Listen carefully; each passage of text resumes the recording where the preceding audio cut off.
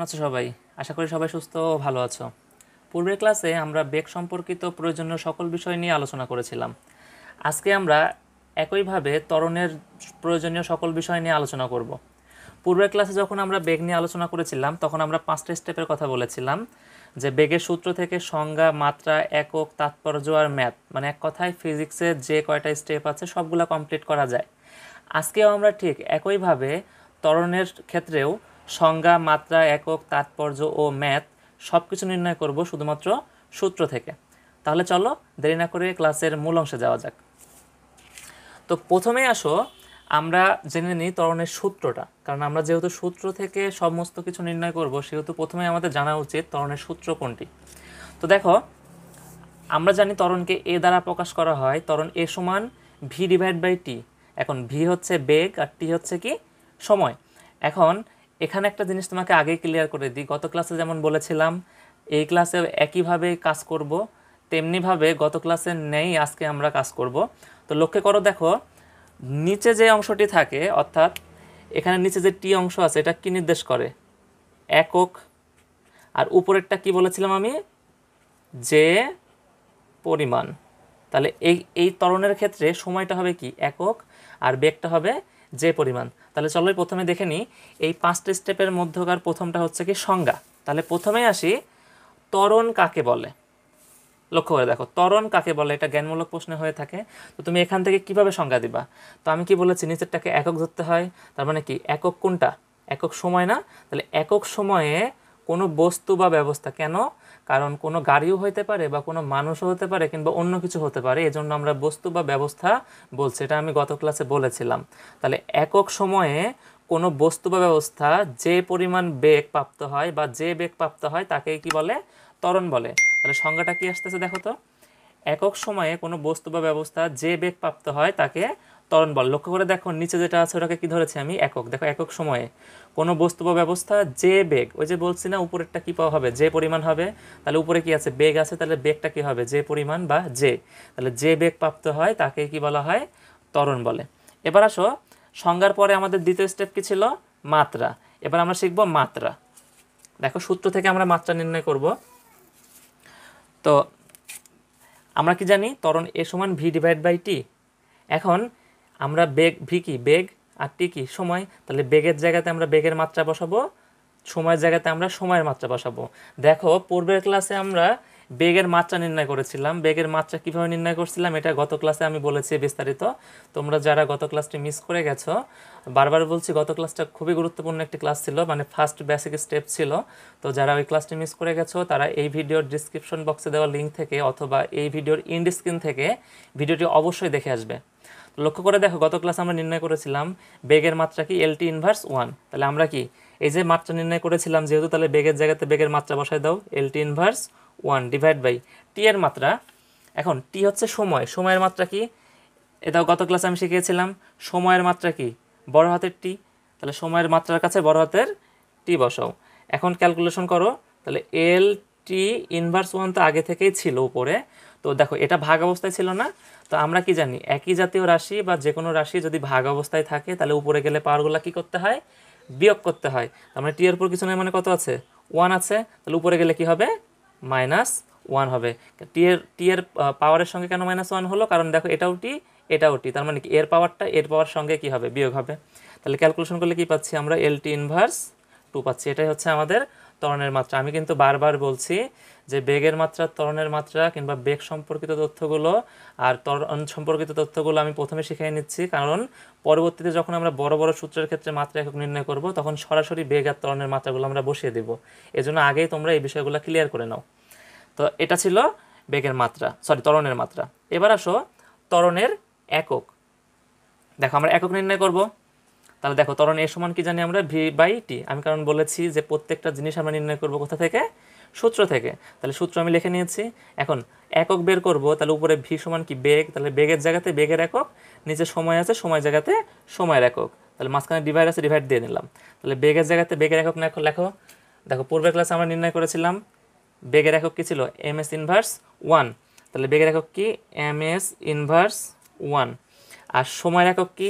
দেখো আমি এর আগে শিখিয়েছিলাম সময়ের একক কি? সেকেন্ড। দেখো এই দেখো একক, সময়ের একক কি হচ্ছে সেকেন্ড, তাহলে সময়ের একক সেকেন্ড বসাও। তাহলে কি হচ্ছে এম এস ইনভার্স ওয়ান আগে থেকেই ছিল। দেখো এস আর এস একই রাশি না, তাহলে এরা কি অবস্থায় আছে, ভাগ অবস্থায় আছে।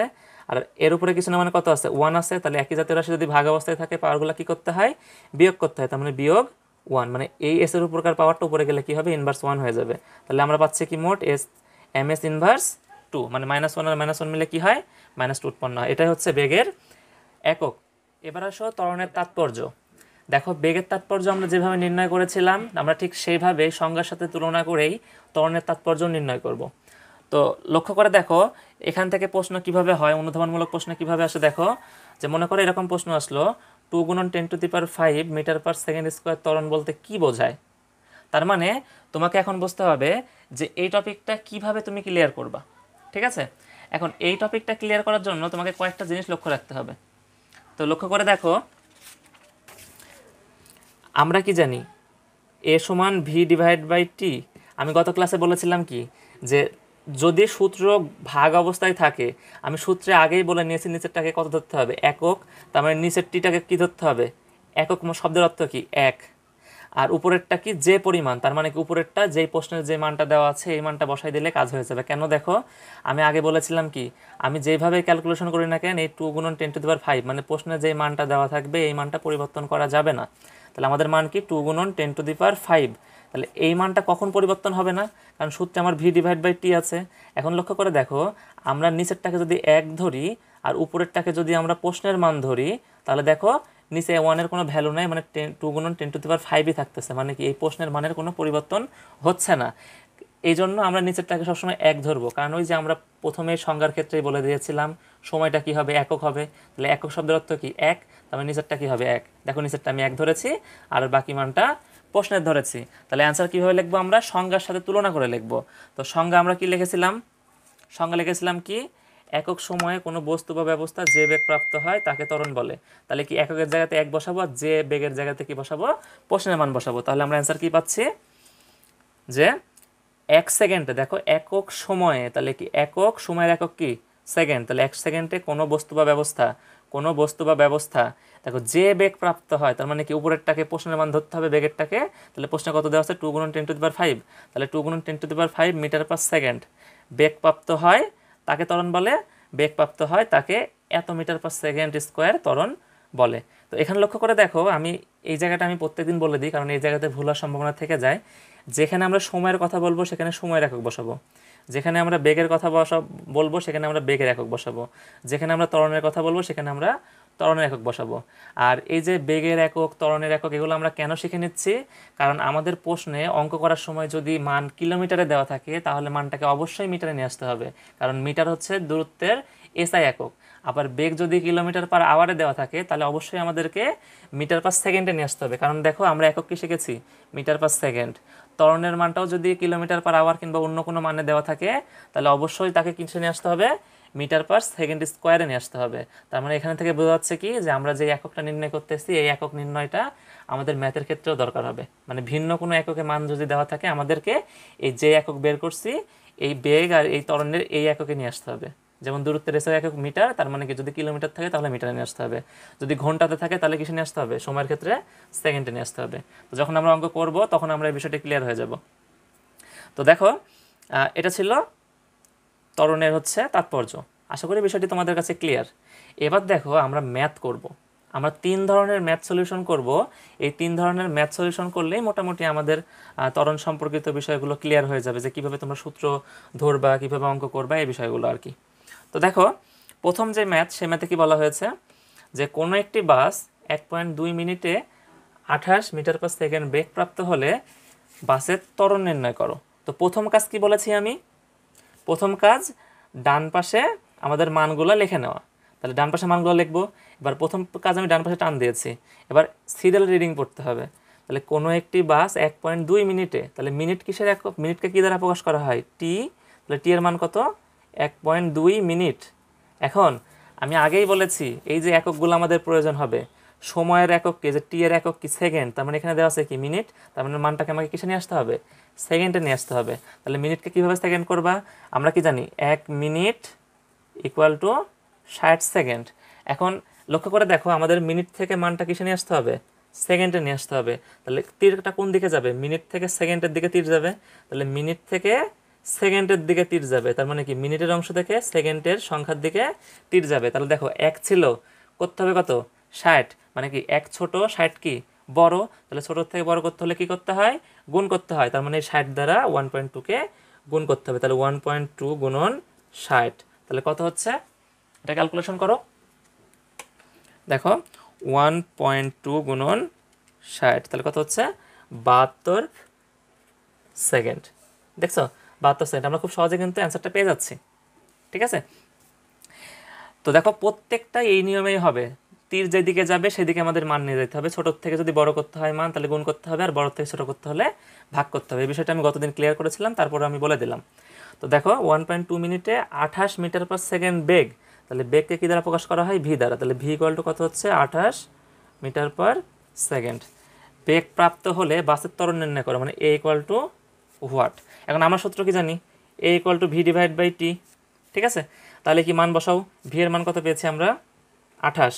দেখো এখানে লক্ষ্য করে আমরা ভি এর মানটা পরিবর্তন করলাম না কেন, বেগের মান 28 metre per second, 28 metre per সেকেন্ডই কেন রাখলাম, কারণ আমি আগেই বলেছি যে বেগের একক কি নির্ণয় করেছিলাম গতদিন, মিটার পার সেকেন্ড। দেখো মানটা মিটার পার সেকেন্ডে দেওয়া আছে, তার মানে আমাকে পরিবর্তন করা লাগবে না। যদি কিলোমিটার পার আওয়ার দেওয়া থাকতো তাহলে আমাকে মিটার পার সেকেন্ড বাড়ায় নিতে হতো। আরও দুটো ম্যাথ করব, সেখানে আমরা এই বিষয়টা শিখাবো, তো তোমরা ক্লাসটি দেখতে থাকো। তো দেখো মান বসাও, ভি এর ভি এর মান, টি এর টি এর মান, টি এর মান কত, 72। তাহলে 28 ভাগ কত, 72, তাহলে 28 ভাগ 72 কত আসে, 0.38। কিসের মান নির্ণয় করতেছি আমরা, ত্বরণ না। তাহলে ত্বরণের মান নির্ণয় করলে আমাদের ত্বরণের একক দিতে হবে, মিটার পার সেকেন্ড স্কোয়ার প্রায়। তোমরা সবসময় মাথায় রাখবা, যখন তোমরা ফিজিক্সের কোনো অঙ্ক করবা তখন অবশ্যই অ্যান্সার লেখার পরে প্রায় কথাটা লিখে দিবা। কেন, কারণ অনেক সময় আমরা সম্পূর্ণ মান নিই না, পয়েন্টের পরে দুই একটা মান নিই, তাহলে দেখা যাচ্ছে কি মানের একটু এদিক ওদিক হতে পারে। এই জন্য তোমরা করবা কি, যে প্রায় কথাটা এখানে লিখে দিবা। ঠিক আছে, এবার আসো 2 নাম্বার ম্যাথের ক্ষেত্রে আসি।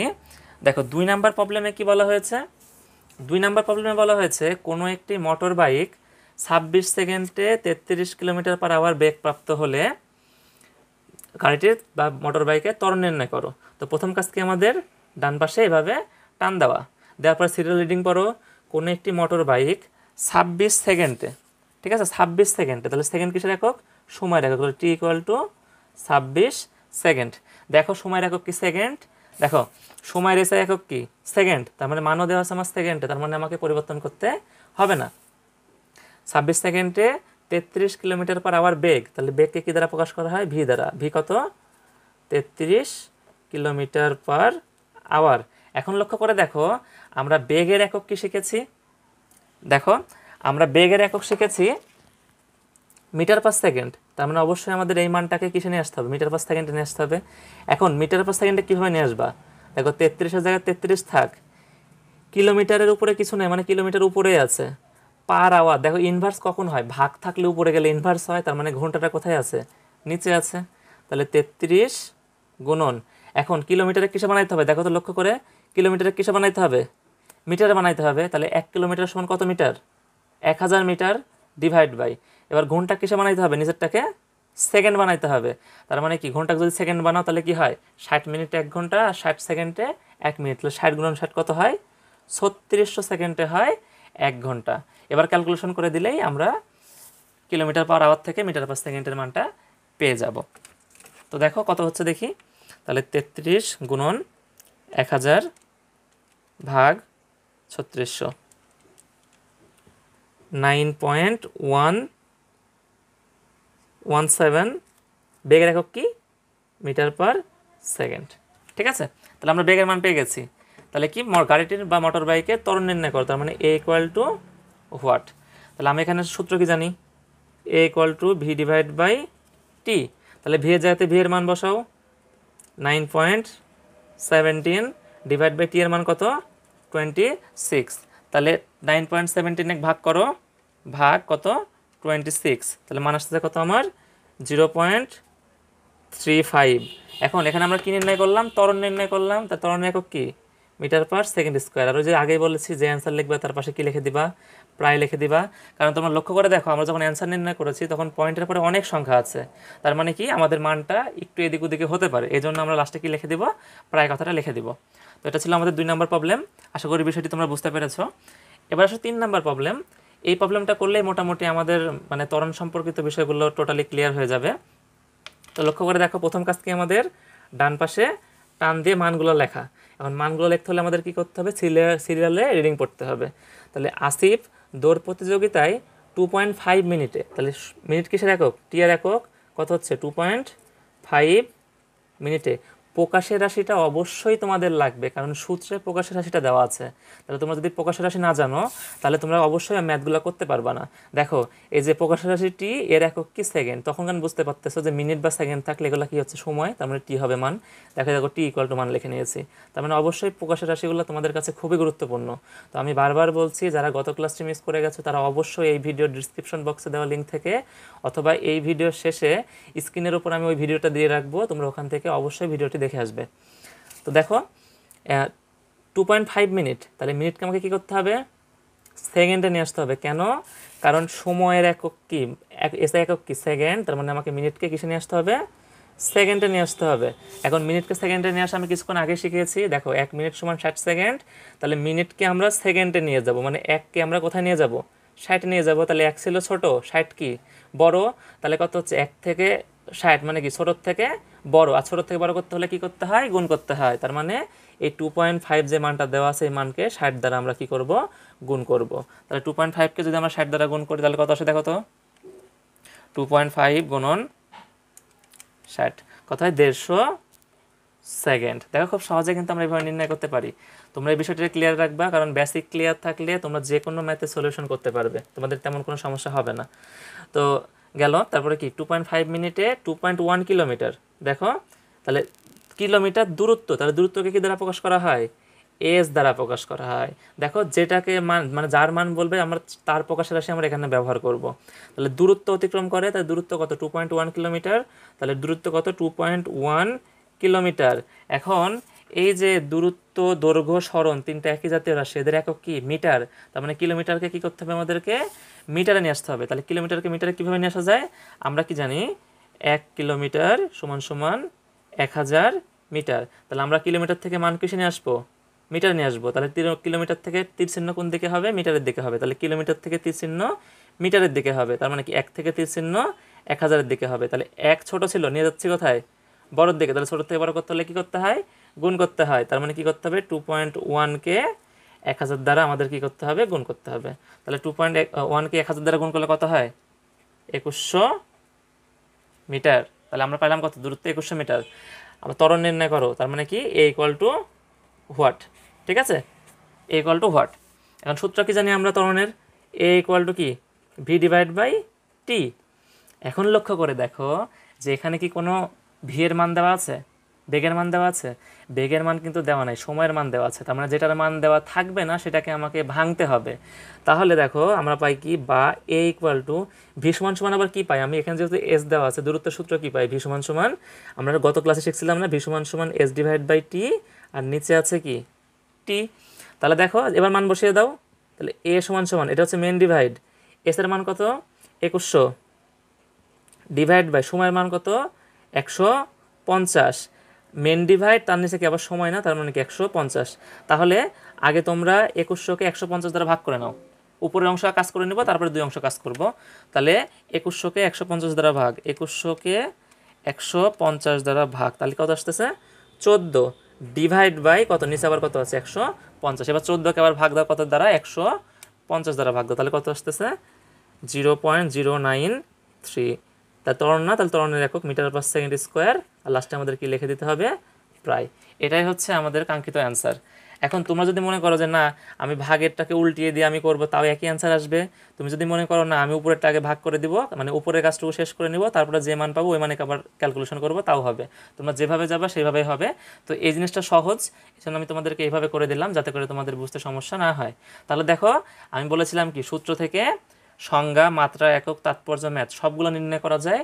তো দেখো সূত্র থেকে আমরা গত ক্লাসেও সংজ্ঞা, মাত্রা, একক, তাৎপর্য ও ম্যাথ নির্ণয় করেছি, এই ক্লাসেও আমরা সবগুলো নির্ণয় করেছি। তো আশা করি ভিডিওটি তোমাদের অনেক উপকারে আসবে। তাহলে আজকে এই পর্যন্তই, দেখা হবে পরবর্তী ক্লাসে। ততক্ষণ সুস্থ থেকো, ভালো থেকো, ইজি ক্লাসরুম ভিডিওর সাথে থেকো। আল্লাহ হাফেজ।